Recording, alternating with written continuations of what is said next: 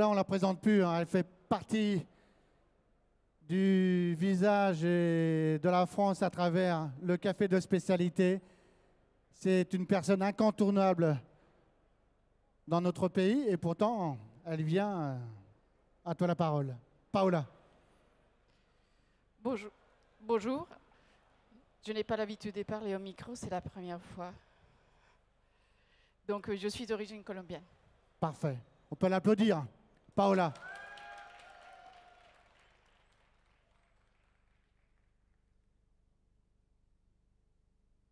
Rudy, time. Bonjour, monsieur, madame les juges.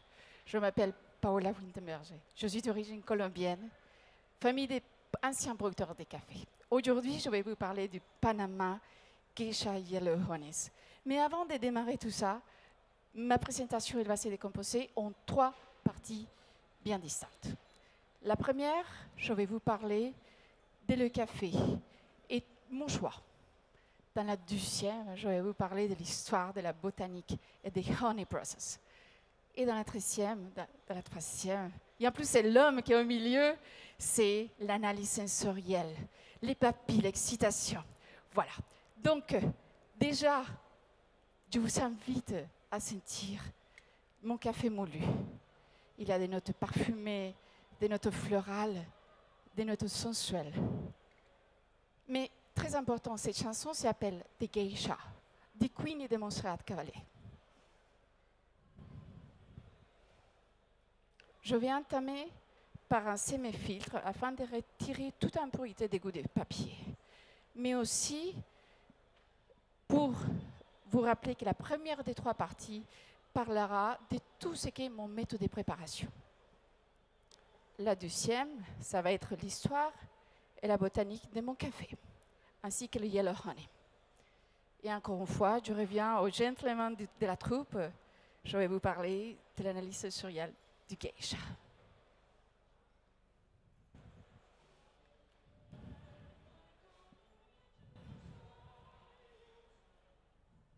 Il me stresse, hein? Vraiment. Hein? Ils m'ont de la pression, si je vous dis, ils vous regardent d'une manière hyper sérieuse. Ça fait des serial killers. Si quelqu'un des 3 juges pourrait sourire, ça serait mieux.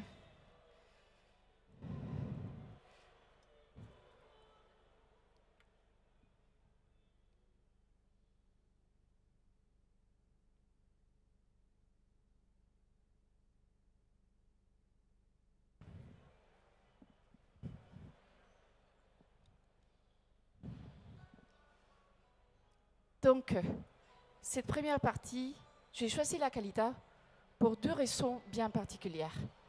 Il faut savoir que la première, c'est la conception du filtre. Le volume plus bas, s'il vous plaît. Merci. La conception du filtre en forme de vague, ce qui me permet d'avoir une turbulence 50-30 et aussi plus d'homogénéité.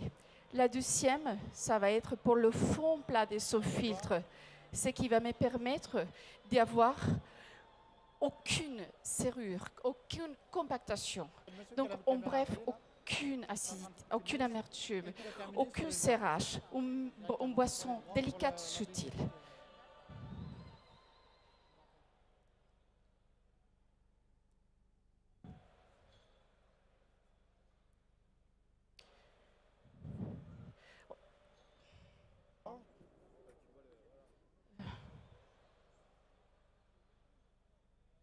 Il a plus de voix, mais moi ça me va bien le gros.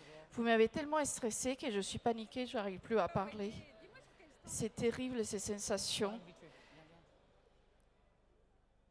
Également, j'ai voulu utiliser de positionner ma Kalita sur la Chemex pour vous permettre d'observer les subtils détails de cette couleur rubis. Parce que le café que j'ai choisi, c'est un café particulier. Ce café, il me fait vibrer, il m'excite. Il faut que je vous le dise très sincèrement. Et ce café, il a une particularité, c'est que j'ai voulu vous l'apporter d'une manière délicate et raffinée. Et c'est grâce à cette méthode de préparation que j'ai pu trouver. Donc, ce choix, la Kalita sur la Chemex, ça va permettre au café d'avoir plus d'oxygénation. Et c'est grâce à cette facture que je vais pouvoir développer comme exhausteur des goûts et des arômes. Et ensuite, on arrive à la deuxième partie, donc tout ce qu'est l'histoire et la botanique de geisha, et également le honey process. Il faut savoir que, tout simplement, ce café, je l'ai choisi pour 3 raisons. Premièrement, Panama Geisha, geisha berceau du café. Deuxième, geisha, mot de singularité, d'élégance, de beauté. Et ensuite, Panama, pays limitrophe de la Colombie. Je suis d'origine colombienne, donc aussi mon pays. Également, vous vous demandez pourquoi j'ai choisi d'utiliser, de refléter la lumière. Tout simplement, question que vous puissiez observer toutes ces délicatesses.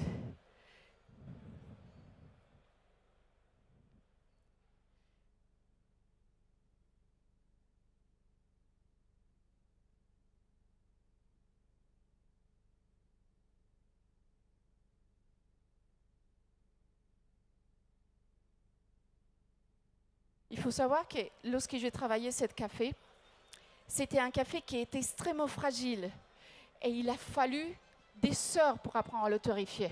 Il faut savoir que ce café, c'est une délicatesse, c'est comme une femme qui, quand vous voulez l'embrasser pour la première fois, elle ne sait pas, elle dit « j'ai peur, je n'ai pas peur ». Voilà, c'est ça, ce café geisha.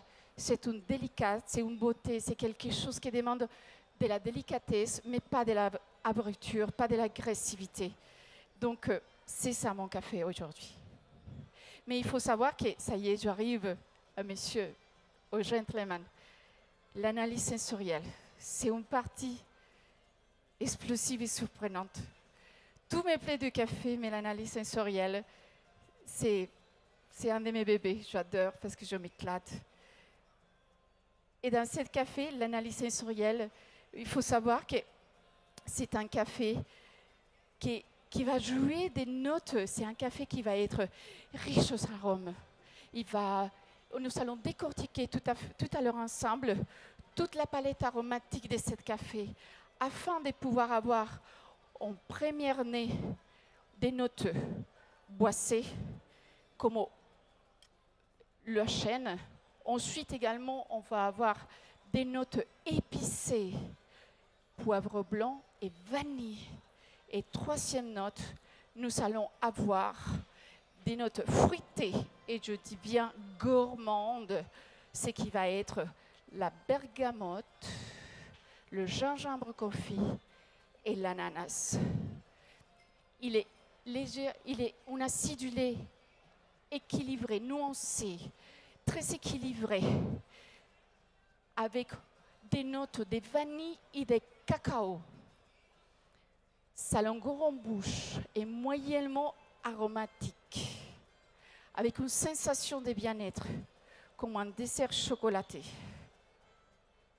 Et il est très important, lorsque vous allez déguster votre café, il faut le laisser un peu plus refroidir afin que la complexité aromatique des Yellow Honey Process rentre en place. Les Yellow Honey Process, vous savez, différents types d'échantillons devant vous, qui viennent directement des Panama. Donc vous savez très bien quel café des Panama. Combien? Tu as 2 minutes. 1 ou 2, 3? 2 minutes. 2 minutes, très bien. Merci. Et allez, c'est parti! La musique que je vous mets là, c'est Carlos Vives. C'est un chanteur colombien, samarien. Et il s'appelle, cette chanson, ça s'appelle La terre de l'oubli, la terre que je n'oublie pas. Parce que je suis colombienne, mais je suis française d'adoption.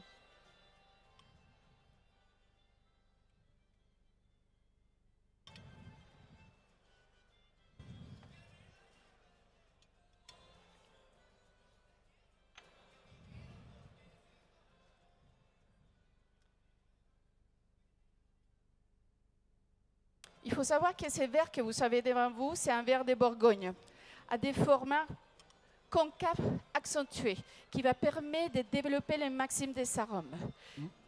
Moins d'1 minute. Il faut savoir que le café geisha que vous avez devant vous, c'est avant tout un rituel. C'est la beauté, c'est l'élégance. Et ce café, n'oublions pas, il vient de l'Éthiopie. Il a parti de droite à gauche jusqu'à qu'il est arrivé finalement au Panama. Donc cette geisha, c'est une beauté, c'est de l'élégance, c'est la délicatesse, de la féminité. C'est un rituel et c'est une cérémonie également du café. Merci, Time. Time. Bravo, on applaudit bien fort. Paola. Pour plus de détails, n'hésitez pas si vous avez besoin de renseignements. Alors Paola, tu as donné envie à tout le public, là. Comment on va pouvoir l'expliquer, ce goût, ces fameux arômes? Tu nous as fait voyager un peu partout, tes origines, pour arriver en Éthiopie. Quelle belle surprise! Bah, c'est normal puisque l'être humain, c'est un nomade. Donc nous avons besoin, il faut savoir que le café, c'est un élément ethnologique qui nous permet de voyager à travers la culture, à travers le monde, à travers la langue et à travers les civilisations. Quel poste exactement travailles-tu en ce moment et depuis combien de temps? Ça, c'est intéressant avec tout ce que tu as pu nous décrire. Ta fonction principale pour avoir une telle aura autour du café? Bah, j'ai du café dans le sang. La prochaine fois, je lève mes tatouages, mais c'est ma chair que je lève pour la laisser au café. Qu'est-ce que tu peux transcrire sur ce goût, sur cette matière?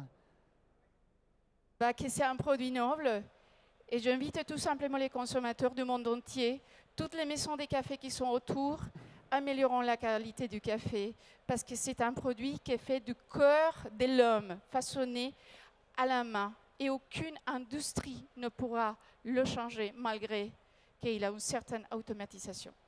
On peut l'applaudir, elle a un véritable discours humaniste et universel autour d'un produit comme peut l'être le café qui reste un élément de convivialité.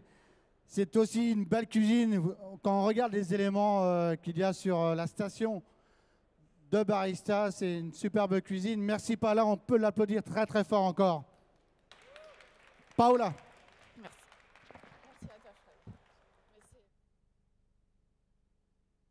Alors là, c'est un peu secret.